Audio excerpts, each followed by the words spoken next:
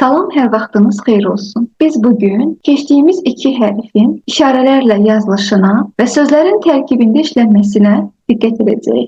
İlk öncə əlif hərfinə nəzər yetirək. Əlif hərfinin işarələrlə işlənməsi.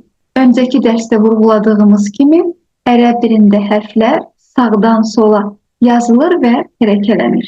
İndi isə tərkibində əlif hərfi olan sözləri öyrənməyə çalışaq.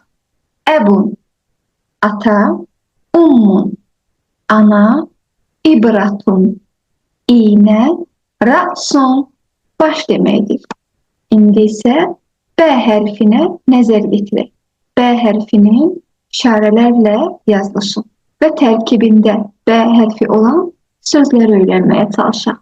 Bəlunun, şar, bittixun, qarpız, bəbun, qapı deməkdir. Biz bütün hərfləri bitirməsək də, nümunələr üzərində keçdiyimiz əlif və B hərfinin işarələrlə yazılışına və sözlərin tərkibində işlənməsinə diqqət yetirdik. Allah amanında qalın.